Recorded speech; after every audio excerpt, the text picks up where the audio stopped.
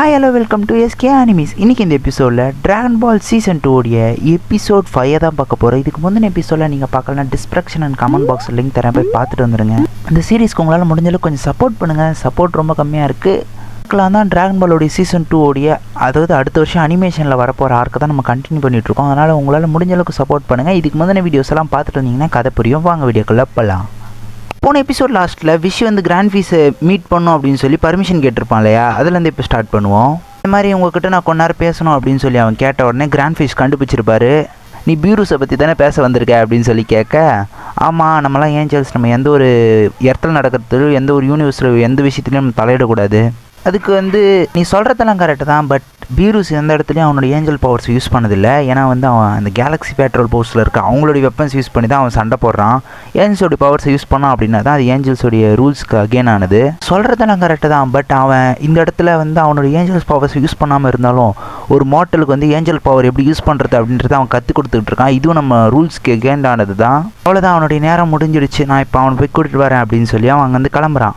இப்போ தான் நமக்கு புரிய வருது, இந்த பீரூஸுன்றவன் நார்மலான ஏலியன் கிடையாது, அவன் ஒரு ஏஞ்சல். அதனால தான் அவன் அவ்வளோ ஸ்பீடாக இருந்திருக்கான். எஸ், அஃப்கோர்ஸ் மியூரூஸ் ஒரு ஏஞ்சல்ன்றதுனால அவனுக்கு அல்ட்ரானிஸ்டிக் மோட்லேயே தான் அவன் எப்பவுமே இருப்பான்றதுனால அவனுக்கு அல்ட்ரானிஸ்டிக்கை பற்றி நல்லாவே தெரியும். அதனால் வந்து அதை வந்து கோகுக்கு சொல்லி கொடுக்கறதுக்காக ட்ரை பண்ண தான் தப்பு. அதனால் நான் அவனை கூட்டிகிட்டு வரேன்னு சொல்லி தான் அங்கேருந்து கிளம்பியிருப்பார். விஷயம் அங்கேருந்து கிளம்புறதுக்கப்புறம் இங்கே காட்டுறாங்க, வெஜிடாவை காட்டுறாங்க. தலைவனை பயங்கரமாக ட்ரைனிங் எடுத்துகிட்ருப்பான். ஓரளவுக்கு அவன் ஸ்பிரிட்டை வந்து அவன் கண்ட்ரோல் பண்ண கற்றுக்கிட்டு இருப்பான். வெஜிடா ஓரளவுக்கு கற்றுக்கிறத பார்த்தா அவரும் யார்டியன்ட் எல்டரும், சரி ஓகே, நான் இதுக்கப்புறம் உனக்கு பேசிக்ஸ் எல்லாம் கற்றுத்தரேன் அப்படின்னு சொல்ல, என்ன பேசிக் கற்றுக் கொடுக்க போகிறீங்க அப்படின்னு வெஜிடாவும் கேட்க, உங்களுக்கு நான் இன்ஸ்டன்ட் டிரான்ஸ்மிஷனை கற்றுத்தரேன் அப்படின்னு சொன்ன உடனே வெஜிடாவுக்கே இப்போ தான் புரிய வருது, இன்ஸ்டன்ட் டிரான்ஸ்மிஷன் தான் இங்கே இருக்கிறதுல பேசிக் அப்படின்னு.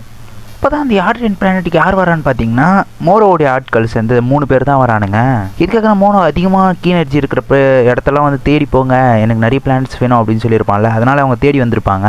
இவங்க அங்கே வந்ததை பார்த்த உடனே பிளானட்டுக்கு வந்ததில் முக்கியமான பிரச்சனைனா அந்த யூசுன்ற ஒருத்தன், அவன் வந்து பயங்கரமாக நின்று இந்த பிளானட்டுடைய கீ எனர்ஜியெல்லாம் சென்ஸ் பண்ணிக்கிட்டு இருக்கும்போது வெஜிடா அந்த இடத்துக்கு வந்து அவனை அட்டாக் பண்ண போகிறான். அவன் நார்மலான ஒரு கீ எனர்ஜி தான் அட்டாக் பண்ணுவான். அது கிட்டத்தட்ட காமியாமி அளவுக்கு பயங்கர பவர்ஃபுல்லாக இருக்கும். அதை பார்த்து வெஜிடாவே ஒரு நிமிஷம் ஷாக் ஆகிடுவான்.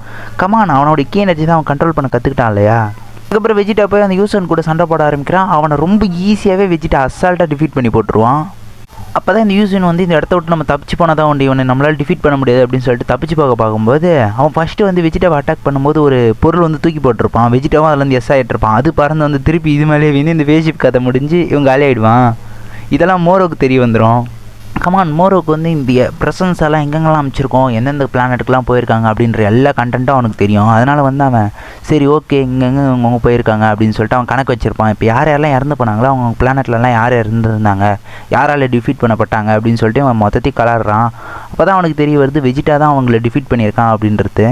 ஆனால் மோரோக்கு ஒரு விஷயம் புரியவே இல்லை. திடீர்னு வெஜிடாவோடைய பவர் வேறு லெவலில் இன்க்ரீஸ் ஆகிருக்கு. இதை பார்த்துட்டு சரி ஓகே, வெஜிடாவோடைய பவர் வேறு லெவலில் இன்க்ரீஸ் ஆகிருக்கு, நம்ம இதே மாதிரி இருந்தால் கண்டிப்பாக அவங்களை டிஃபீட் பண்ணுறது கொஞ்சம் கஷ்டமாயிடும்.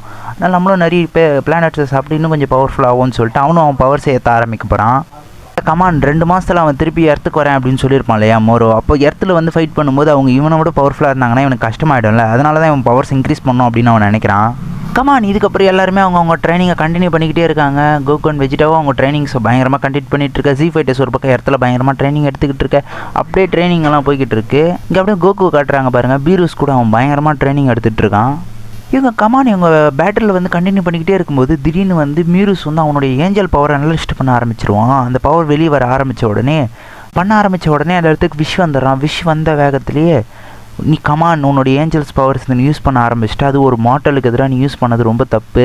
நம்மளாம் ஏஞ்சல்ஸ் நம்ம எந்த ஒரு யூனிவர்ஸில் நடக்கிற எந்த ஒரு விஷயத்துலையும் இன்டர்வெக்ட் ஆகக்கூடாது. அதனால் நீ பண்ணதெல்லாம் தப்பு. அதனால் உனக்கு இந்த இடத்துல இந்த நேரம் முடிஞ்சு போச்சு, நீங்கள் வந்து கிளம்பலாம் அப்படின்னு சொல்லி அவன் கூப்பிட, அப்போ தான் புரிய வருது கோகுக்கே அவன் ஒரு ஏஞ்சல்னு. 10வது வரைக்கும் அவனும் சரி அண்ணா போகலாம் அப்படின்னு சொல்ல, இப்போ தான் கோகுக்கு இன்னொரு விஷயமும் புரிய வருது, விஷயோடைய தம்பி தான் மியூரூஸ்னு. இன்னொரு விஷயத்தையும் சொல்ல வரான், நீ கோகுக்கு எதிராக அல்ட்ரானிஸ்டிக் யூஸ் பண்ண கற்றுக் கொடுத்தது மட்டும் இல்லாமல் நீ மோரோ கூடயும் சண்டை போட ரெடியாக இருக்குன்றது எனக்கு நல்லாவே தெரியும். அதனால் நீ இங்கேருந்து கிளம்பு, உன்னுடைய நேரம் இங்கே முடிஞ்சிடுச்சு அப்படின்னு சொல்ல, விஷயம் சரி நான் அவனை கூட்டிகிட்டு போக அந்த இடத்துலேருந்து கோகு ஒரு முடிவு பண்ணுறான். சரி ஓகே, இவங்களை பார்த்துட்டு தான் வேலையாவது, நம்மளும் இடத்துக்கு கிளம்பணும், ஆனால் நம்மளுக்கு டைம் ஆகிடுச்சு அப்படின்னு சொல்லிட்டு அவன் இடத்துக்கு கிளம்புறான்.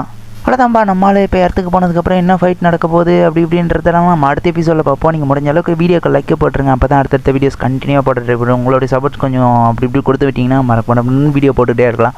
மறக்காம சேனலை சப்ஸ்கிரைப் பண்ணிக்கோங்க. பாய் பாய். எபிசோட் வேணும்னு நினைக்கிறவங்க மட்டும் கொஞ்சம் ஃபாஸ்ட்டாக நெக்ஸ்ட் எபிசோட்னு கமெண்ட்டில் போட்டு ஒரு லைக் மட்டும் போட்டுருங்க. பாய்.